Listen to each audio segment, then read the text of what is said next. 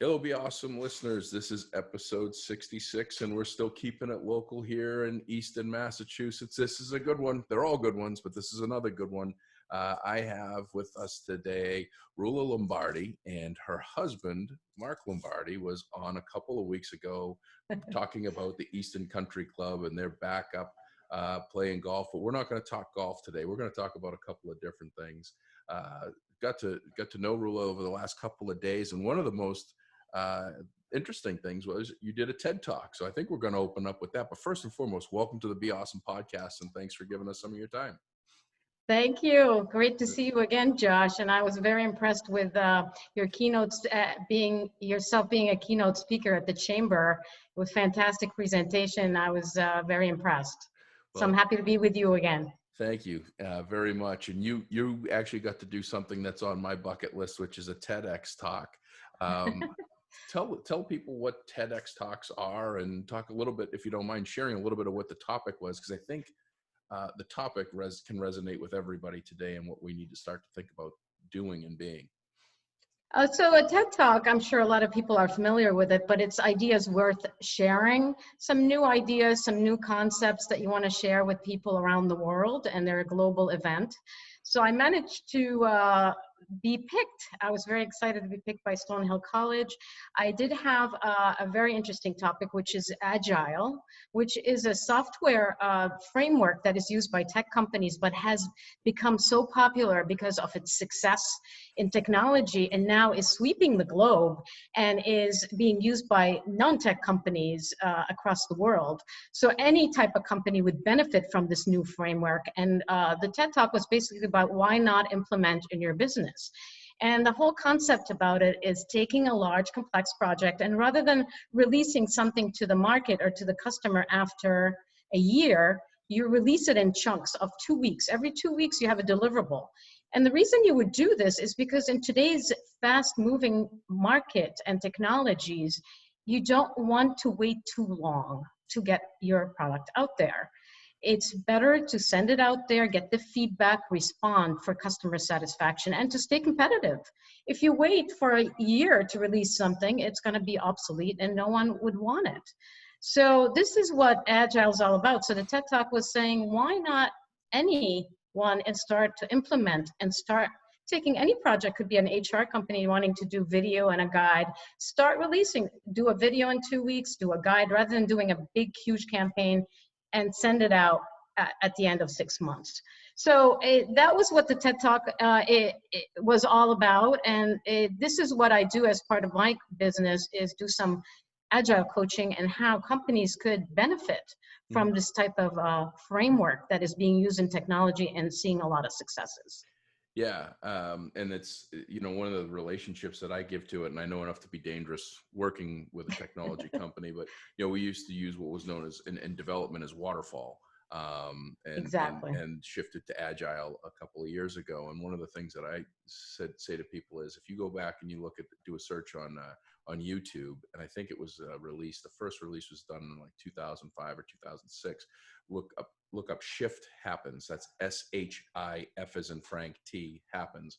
And it's a short video. It's scary, but it shows how quickly things were shifting back then, and what the forecast of what things were, what the pace and the speed that technology and life was going to be happening like today. And we've far exceeded it. So this Agile, not just in development of technology, but being agile as humans and being able to shift is something that I think everybody needs to embrace, especially in a time like today. What you were doing yesterday, you're probably not going to be doing today or tomorrow, and you need to be prepared and be on your feet and ready to go, and not be sitting, flat foot down, waiting for something to happen to get you back to what you were doing. Exactly, and Agile allows you to be flexible and in such a changing world and fast-moving changes on a daily basis, especially with this pandemic too. Yeah. So I'm thinking that you're an Agile expert, because in the little that I've gotten to get to know you, you've literally figured out how to squeeze about 29 hours in a 24-hour day. Like you're doing a ton of different stuff. Like this is just one aspect of what you're doing. And one of the things and reasons why I wanted to have you on this podcast was to talk about something that I've been challenged with for the last 2 years, which is websites, building websites, managing websites, everything websites. You actually do websites. That is correct. Yep. So I have a small business. It's called Bardo Webtex, and it's an LLC company. And as a small business, I understand the challenges that small businesses are going through and the needs that they have. So I've been very active in the community. I've built websites for several businesses in town, small businesses such as the Holy Cross Church. I've done the Chamber of Commerce website. I've done Palm Landscaping, Karen House Peach. So I reach out to those communities and help them with their presence, their online presence. And I also help them with their search engine and their getting traffic to their websites, doing their social media. I do some of the postings for Frothingham Park on their social media, Facebook and Twitter. So we work with those community small businesses to help them with their digital presence, with their website, making sure that they are compatible with the latest technologies, and also helping them with their outreach and their campaigns. One important thing that I'd like to share with you is a lot of the websites have desktop presence, but a lot of the websites out there for small businesses are not responsive. And what responsive means is that the website can be seen on desktop, but they're really not compatible with phones and iPads. So what happened is we got 80% of the people using their phones to surf the net or buy a product, and the websites are not rendering well. So we work with these companies to make sure that they're compatible with all kinds of formats like phones, iPads, and we help them redesign their website to be able to be responsive to those platforms. Yeah, what was interesting to me, I do a bit of research, I do a little bit of study, and because I'm Be Awesome is a startup by me, and I really was setting out to write a book, not have a website, not have a podcast, not have social media presence, all the stuff that I've done, selling t-shirts. None of that stuff was really in the cards for what I wanted to do. I wanted to write a book, and I got about a half a page of it done. All this other stuff happened. And when I was looking and saying, well, I probably need a website, what I was amazed at, and the statistic I remember is it's roughly about 50% of businesses today don't have a website. And that'd be like a business in the 80s or 90s not having a Yellow Pages ad. Like that's how people find you. And it's one thing to be on social media. I was just having a conversation with a young entrepreneur I've been working with, and he was sharing with me about his fear with potentially losing his business page on Facebook, because there's some stickiness to it, whether you put some ad on and they approve it and then they don't approve it, and then you have so many strikes and then you're out. You shouldn't have you should have your own platform, i.e. your own website, and be promoting that and putting that as a place for people to go to get to know you, not just on social media, right? So there's something that I'm learning about, that is this SEO, right? I don't know much about it. So can you share what that is and how that works and what people should be looking for? Because I'm amazed at the difference a few things I've done puts my presence out there and the visibility to the world. Sure, I'm so glad you brought this up, because that's one of the most important things that a website should have, is search engine optimization. And it might be a scary word for a lot of people, but what it is, it's only just a small code that is put in the back end of the website and has keywords of what your product is, your location, all buzzwords that are related to your brand and your product. And that would help with the searchability and placing you higher in the ranking on the Google searches and the Bing searches. So it is very important, and it's one of the most important things to have when building a website, is to include search engine optimization, keywords and titles on the back end. And that's very simple. We work with a lot of companies and we just add, it's just a plugin, it's simple. And you just add the keywords to it. And it really, really helps with the searchability and driving traffic to your website. This is only one way of doing it. Another way of driving traffic to your website is through blogging. If you have a blog, the more content you have on your website, the more traffic you're going to drive to your website.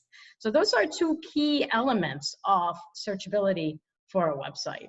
There's other elements I can go into detail if you want, but Yeah, some absolutely. of them. Oh, okay. So two other things is a lot of people cram a lot of copy and content in the homepage. And that's a big, big turnoff for the user. You want to make it very simple to read. Use a lot of visuals. Use a lot of images because a lot of the images tell a story.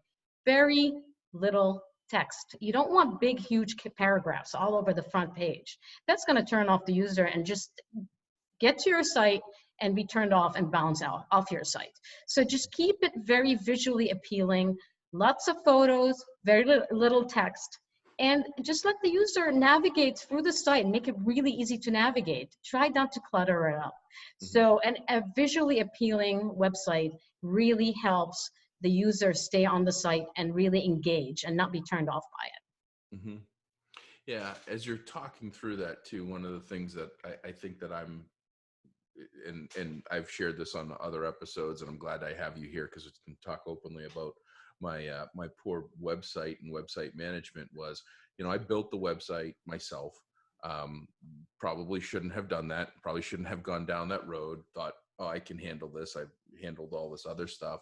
But I built a very rudimentary, simple site that was static, didn't update it often, didn't check it out often. I'd get a shirt order and I basically would fulfill it. And a year later, I go back and I see these things like analytics and I go, oh my God, I had 2,000 people I had 2,000 page clicks last week. I had 460 people subscribe to something I didn't even know I had a subscribe button to. I had you start finding all of these things, right? And I think that a lot of people have the mindset. Well, I'll do this. Two questions. First question, who should have a website? Second question, you get a website, how active should you be with it? How often should you be like going in there and changing things? How often should you be checking on those subscriber lists? Like, who should have a website, and then what do you do with it? Because I think a lot of people, myself included, was set it and forget it. Built it, it's there, and I left it there, and all of a sudden I come back a year later and I'm going, holy mackerel, I should have done so much more with this.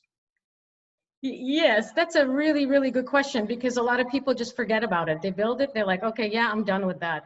The one great thing that web crawling is they love new content. And the more you update your content, the more you're going to get the attention. If it's been sitting there, it's been crawl. The search engines are finding this content, but they're bored with it. They want new content in there. And also, sometimes the links you might have in there are broken. So it's something might be outdated, or maybe you're linking out to a site that is no longer active. So that's going to really turn off the user again. So you want to go into your website on a regular basis, update the content, add content, and also check the links. There's actually a URL that you can go to, an address, where you would actually plug in just the address of your website and shows you how many links are broken. So those are two things that are important to just to view your website, check it for content relevance too. Things might be in there that are outdated. A lot of times you promote an event that's, it's already passed and say buy tickets and it's already passed. Or it could be something that, that the third party that you're linking to is they shut down that website or stopped promoting that thing. Talking about links, one great driver to your website is having the other party links from other websites. Let's say you have friends that have websites. Reach out to them, say, hey, let's cross-link. You promote my website and link to me, and I'll do the same for you. That also adds to the traffic coming to your website because other people are promoting you on their websites as well. So that's a big one. Yeah. Third-party linking. Yeah, that, you know what, that you just bring that up, and that is actually something I've been toying with. Most public speakers, keynote speakers, don't tend to, for whatever reason, some do, but a lot don't share where they spoke and who they spoke to on their website. Like, hey, this is my wall of fame of who talked to. And I was actually thinking about this the other day, because most of the associations I talk to are great friends. They're phenomenal people. Easton Chamber is a great one as an example. I'm not worried that someone's going to take my business from an event that I did. And I was thinking about reaching out to all of them and saying, hey, I'm going to put my link. I'm going to put the link to your association or to your group as a place that I spoke, and would love for you to. So that's something that people do a lot of, and that actually answered a question that I'm not sure I was going to ask you now, but I'm glad you gave me the answer before I asked it. That's great. And I think that the answer on who should have a website is everybody. Like, every business should have a website. They should all have some presence, and they should all make sure that they're keeping it up to date. One of the things that's been striking me lately is personal branding. Okay. Where I think I gave you the real estate agent scenario, where I'm a real estate agent and I've got my personal brand. I'm seeing it all over the place. Like, people are putting their names first, and the business that they work at that supports them, or some piece, it's like their personal brand. I'm seeing that in other aspects. I'm seeing that in people that are marketers. They're working for a company, but they're a great marketer, and they've got a great personal brand. They've got 50,000 followers on Instagram or LinkedIn or Facebook or all the above. And I'm starting to see websites that are individuals that are making their brand their name. Are you seeing a bit of that? Are you seeing that there's a popularity rising with that? Has it been there and I just haven't seen it? Yes, yes, definitely. I mean, some of them are actually using those names in the address of the website. Hmm. They're actually using, let's say, their actual name and attaching it to the product. Let's say John Snow has a landscaping company, and he's saying he's calling his website johnsnowlandscaping.com. So yeah, definitely. I think people are using their personal identity as a brand. So yeah, I'm seeing more of that happen. Interesting. I just looked up as you were saying that Josh Peach is taken, but Josh Peaches is available. So I don't know that I want to put myself as the Peaches website. I'm glad you brought this up, Josh, because domain, it brings us to the discussion of domain. A lot of people purchase domains that don't even have the product Hmm. name in the address. Yep. And that's what's important too, that when you're labeling, you're coming up with a brand, not only using your name, but also attaching to the address your product is.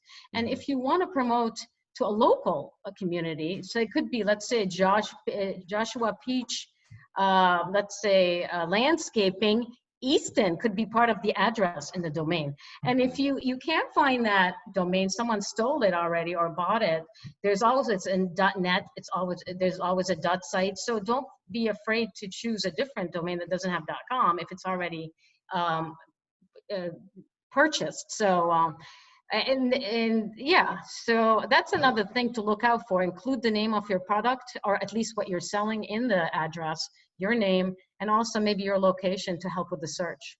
So that's it's a great. You brought up the because you got .net, .biz, .shop, .fun, .me, .club, .world, .app. I mean, the dot at the end, you can say just about anything, and own it. But do you think that we've gotten to be such a society that we're stuck on .com? Do you think that we're going to? It's kind of like the exchanges. I'm kind of old. You used to be able in Easton. You used to dial, there was only 238, and you used to only have to dial 238 and then the four numbers. Then you had to dial 1238, and then you had to dial 1508 238 230. It was a lot to get used to. I know. This has been around a long time, but I'm still a .com guy. Like, do Right. you see more people buying domains that aren't .com, that are using it and that are effective, that people are going to it? Because I mean, a lot of things right now, we're not even, I don't know how often you're entering an actual domain as much as doing a search and clicking on a link, or Right. clicking on a link that's on a Facebook page or something else like that. Yeah.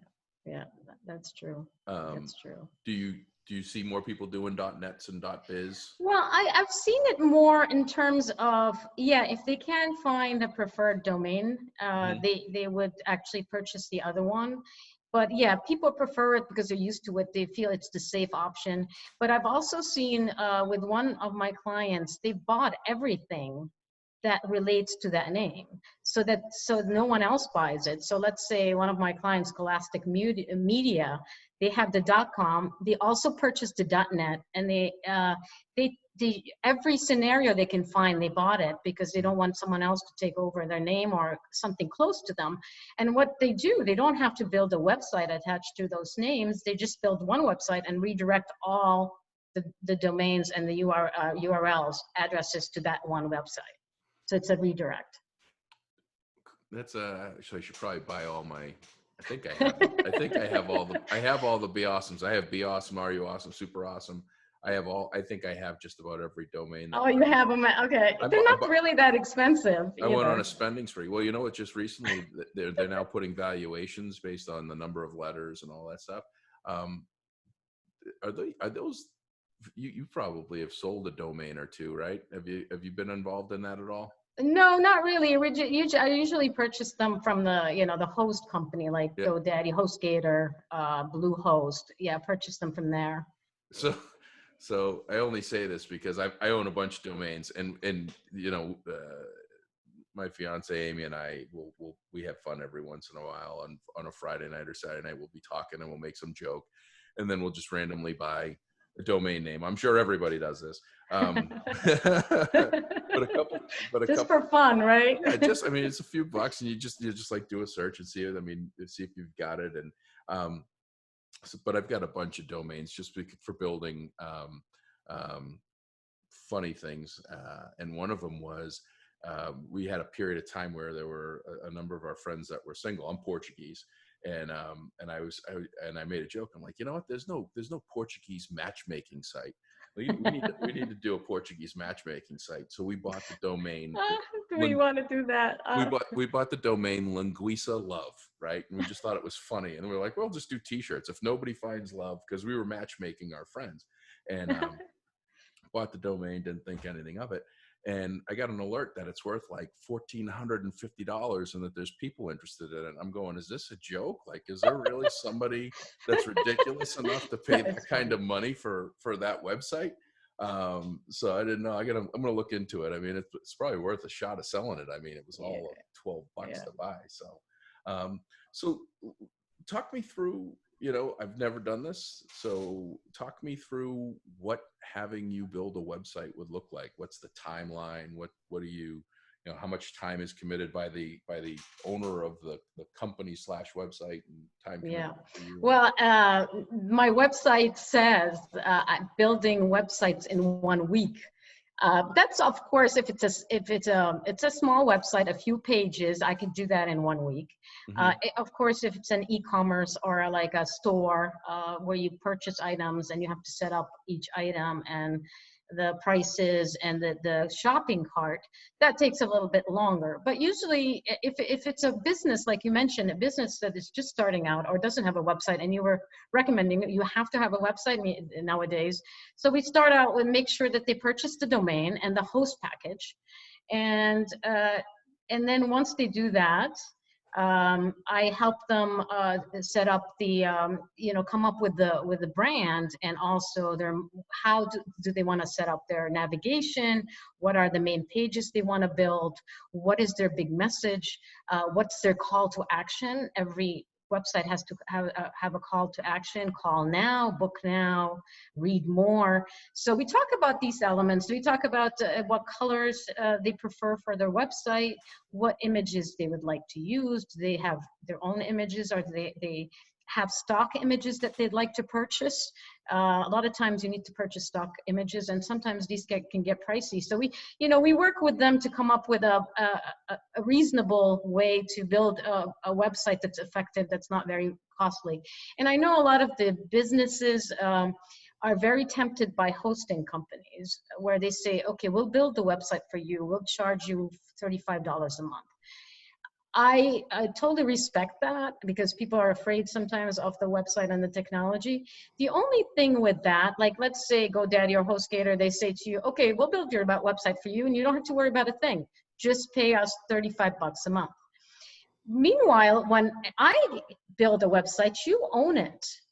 So I charge you at the beginning, but then I teach you how to edit it. And then it's all yours and I don't charge you a monthly fee.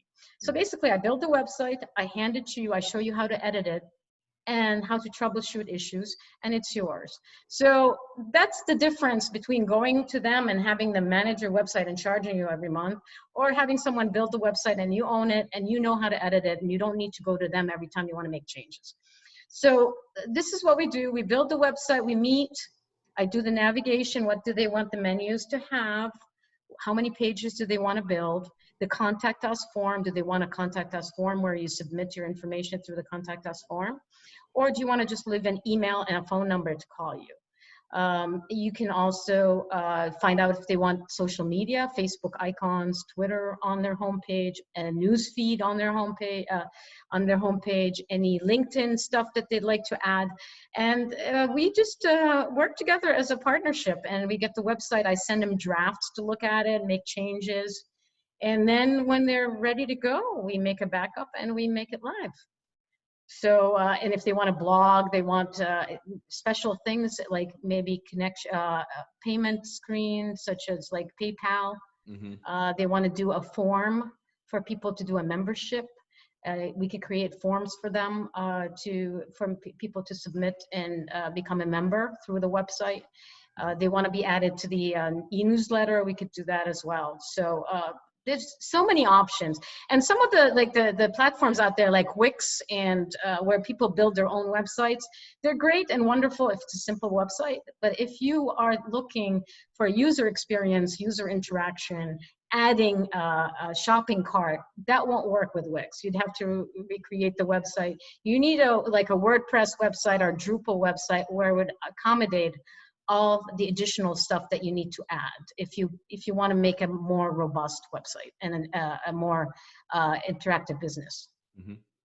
Well, I selfishly asked you to be on this podcast because as you are very kind in what you're sharing on how other people can do that. And I'll give my experience, and it's nothing against GoDaddy, great people. I buy my domains from them. That $35 a month, they don't build your website. You build the website, and it's a bunch of tutorials that they provide you that can walk you through. People just a little bit smarter than me can probably navigate very easily with it. But it took me months, and I also had a Squarespace. I bought a 1-year Squarespace, which is another web hosting solution. Paid a year's worth of service and looked for help because I thought that was going to be my winning horse, and realized very quickly, as easy as they say that it is to build, the more complexity that you put on yourself for what you want it to be, is it gets that much harder, and it's not as easy as paint by numbers 1, 2, 3 as a lot of people put it out to be. So people like you are definitely people that you should reach out to. Take it from me. I'm in month 23 of Be Awesome, and I'm literally not even in month 1 of having an established good website. And for whatever reason, people keep going back. So I'm adding pictures. I'm putting pictures of people wearing the shirts, and now the face coverings I'm going to start putting on. But other than that, there isn't a whole lot there, but we keep getting clicks and page views and people subscribing. So I got to really put this stuff together. But, this has been very educational. So how do people want to have a website or have a discussion with you about their website, or just kind of get to know more about what you do? How do they get a hold of you? Your website, where are you on social, all that good stuff? Yeah, they can reach out to me directly on social. I have a LinkedIn for bardowebtext.com. I have a Facebook page for that as well, or they can go to my website. There's a contact us form, or they can email me at my first letter, Lombardi at bardowebtext.com, and I'd be happy to help out. And that's Bardo, BARDO, Webtext, and it's WEB as in boy, T as in Thomas, EKS, bardowebtext.com. Lastly, this coronavirus, all the stuff that's going on. Again, I don't know how you're doing it with all the time. I was on the chamber call. People were raving about your virtual classes. What you're doing? You're doing some virtual. You're doing some virtual motivation classes. Tell us a little bit about that, because people are raving about it. So where do they find you for that? Right. On the side, one of my hobbies are, I'm very passionate about teaching fitness classes. I've been teaching at the YMCA in Easton for 25 years, when it was called the Easton Fitness Center. And we've had a great group of people that have been coming for years to my classes, including Gail Devins, as you know, Mm-hmm. and Amy McManus, a lot of people from town. We've built a really nice bond at the gym, and now with the coronavirus, people really missed the gym. They were going walking, but they missed the connection and they missed being together. So what we started doing through the Y and through our own Zoom classes, we started doing virtual classes, fitness classes, and we saw the silver lining in all this, and I hope everybody does find some silver lining in this coronavirus. But the virtual classes are getting us all together on Zoom, and we're staying fit together, we're connecting together, and it's keeping people sane, and people have been loving the classes. So yeah, we found that silver lining. So we're very excited. We don't know how long it's going to take before the gym opens up again. So, but for now, this is the next best thing. And I'm really enjoying teaching people again online. And we're learning that we could do this virtually. So Yeah. that was a good learning from this whole experience. Yeah, I mean, everything that you do, and you do a lot, is what's amazing is that you are able to do it. You either able to, or you figured out to, in a short amount of time, how to do it virtually. And that's not something everybody can say, and it's not something everybody's doing. So hats off to you. Congratulations. Thanks, Josh. Appreciate the education. Congratulations on the TED Talk. Thank you. Keep doing the classes. Like I say, I heard you. Like, you know, it's one of those crazy things is you know, you don't hear or know anything about, or really a lot about someone, and then someone mentions your name, and then all of a sudden you hear the person's name over and over again. It's like, I heard your name 3 times about your virtual classes. And I'm like, I know it, never heard about it before, but you have raving fans around town loving your classes. Thank you so much. Talking. So if you want, get with the Y and get a membership and do some virtual classes, and get yourself healthy and stay fit. I'm doing a fitness challenge, probably my first bit of exercise in almost 80 days. I feel like I've been plastered on this seat forever. So looking forward to doing that to support a Wisconsin scholarship program. I got to walk all day and track my paces and wear a t-shirt. So fantastic. Appreciate you taking the time today. Please say hi to Mark, and look forward to seeing you and Mark in person here when this stuff gets past us. So great. Well, thank you for your time, Josh. Yeah. This is a great opportunity. Thank you. Yeah, I'll put all your website and everything for everybody listening, the website, where to reach Roula, how to reach her, what she's doing, all the things that she just shared will be on our website, our YouTube channel, podcast platform details. I'm putting everything out as much as I possibly can. There's no better time than now to support each other. I'm teaching and learning so much every day. And what I've learned over the last, that was interesting, I'm closing out here, and I'm going to share this interesting little factoid. My first 20 months of Be Awesome, I did roughly 23 podcasts. In the last 50 days, we've done 20. This is now 23 episodes. So we've done the equivalent of 18 months on the road and 2 months of my town. And I couldn't be more impressed, proud, and honored to have every one of these guests, because they are in my community and they're keeping things going. And this sucks, and it sucks for all of us. It definitely does. It's a different level of suck. We all have to embrace it. But what's nice is that this gives everybody a little bit of a break to learn about what people are doing in my community. And they're probably doing it in every community USA. But there's optimism and hope. And as Roula said perfectly with the YMCA classes, finding that silver lining, and hopefully some folks are finding some silver linings from these podcasts, because I know I am. When I'm done with these, I feel a whole lot better and amped up. More exciting news for me, 62 days of cancellations and realizing and feeling like I'm never going to do a keynote again, and not sure we're ever going to be in groups larger than 10.